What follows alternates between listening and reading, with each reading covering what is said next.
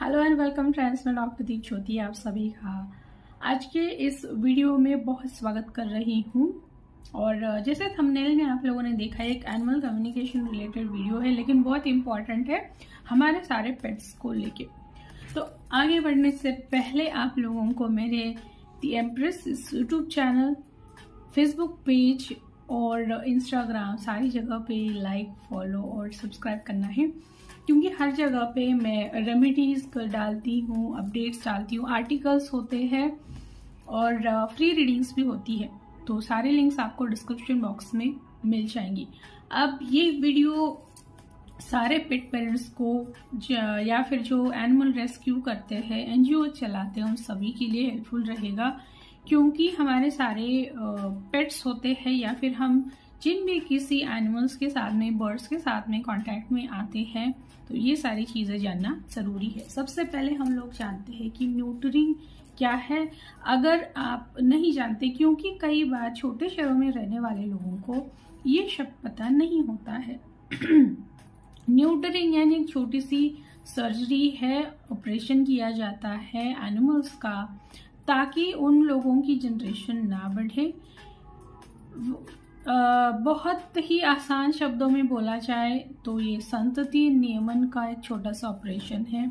और पेट्स कहीं घर से बाहर ना जाए, या फिर वो ज़्यादा एग्रेसिव ना हो जाए, या फिर कई बार एनजीओज या फिर जो लोग एनिमल्स के लिए काम करते हैं, नेचर के लिए काम करते हैं, तो वो लोग जो स्ट्रे एनिमल्स है उनके लिए भी प्लान करते हैं, ताकि आने वाले जो उनके नए बच्चे रहेंगे उनकी हालत खराब ना हो, क्योंकि उन्हें कुछ खाने के लिए नहीं मिलता है, शेल्टर नहीं होता है, लोग परेशान करते हैं और बहुत डिफिकल्ट होता है उन्हें सर्वाइव करना। तो ये सारी चीजें ना हो, वो जो एनिमल है वो अच्छे से रह सके, उसके खाने पीने का इंतजाम ठीक से हो सके, इसके लिए भी होता है। और जो पेट्स घर के हैं उनके लिए भी किया जाता है, ताकि वो घर से बाहर ना निकले, अपने घर पे ही रहे, एग्रेशन कम हो जाए, उनकी हेल्थ अच्छी रहे।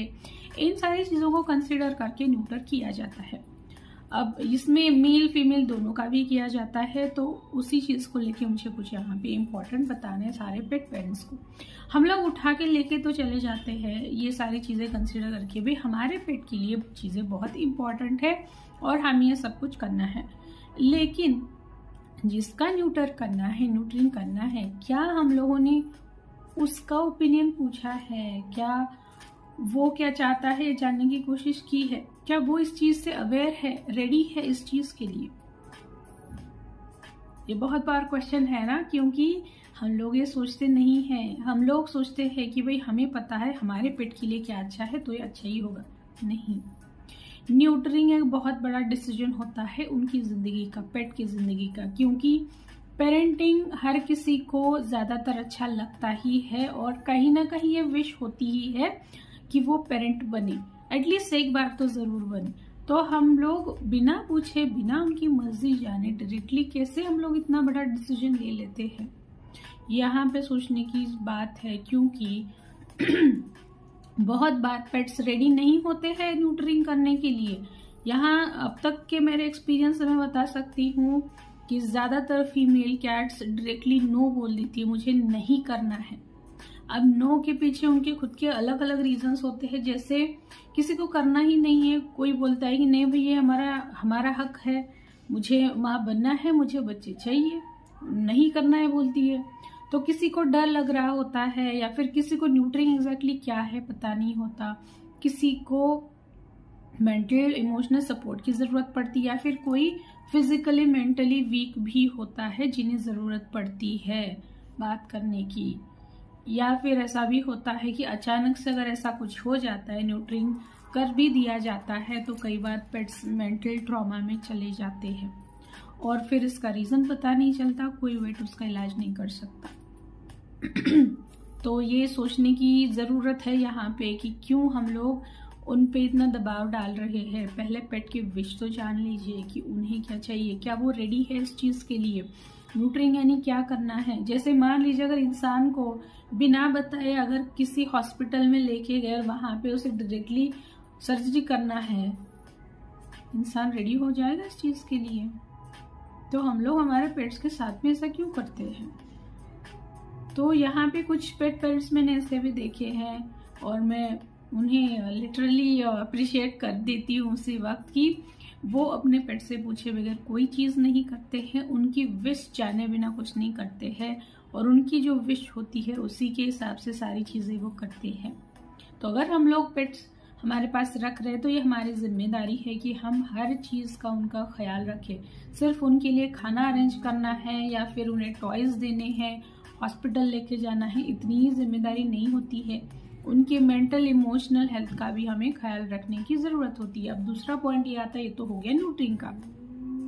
दूसरा पॉइंट यहाँ पे है मेटिंग का, क्योंकि बहुत बार मेटिंग के लिए अपने पेट को दूसरी जगह पे छोड़ा जाता है।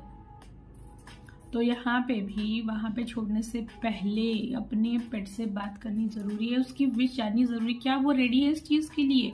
सबसे पहले अपने प्लेस से वो दूसरी जगह पे जा रहे हैं, वहाँ पे दूसरे लोग हैं, दूसरे वहाँ पे एनिमल्स होंगे, क्या वो रेडी है, अवेयर है इस चीज़ के लिए, क्या उसे पेरेंट बनना है, वो मेंटली, फिजिकली, इमोशनली रेडी है उस चीज़ के लिए, रिस्पॉन्सिबिलिटी के लिए। और जहाँ पे जिस पार्टनर के पास में उसे भेज रहे मीटिंग के लिए, क्या उस पार्टनर के साथ में मीटिंग के लिए वो रेडी है। ये सारी चीज़ों का ख्याल रखने की ज़रूरत है, क्योंकि पेट्स की बहुत बार उनकी खुद की चॉइस होती है पार्टनर को लेके और वो डायरेक्टली बोल देते हैं। क्योंकि बहुत सारे ऐसे केसेस आते हैं मेरे पास कि मीटिंग के लिए भेजा था लेकिन बहुत दिन हो गए हैं और हमारा पेट जो है वो अलाउ नहीं कर रहा दूसरे पेट को। तो यहाँ पे जानने की बात होती है, पेट से बात करने की ज़रूरत होती है कि उसे क्या चाहिए, रीज़न क्या है, उसे पार्टनर दूसरा चाहिए या फिर उसे पेरेंट नहीं बनना है। सारी चीज़ें उसे बात करके पता करने की ज़रूरत होती है, नहीं तो वो ट्रॉमा में चले जाते हैं। कई बार वो रिस्पॉन्सिबिलिटी नहीं लेना चाहते हैं, वो उनकी विश होती है, या फिर वो फिजिकली फिट है ऐसा उन्हें नहीं लगता है।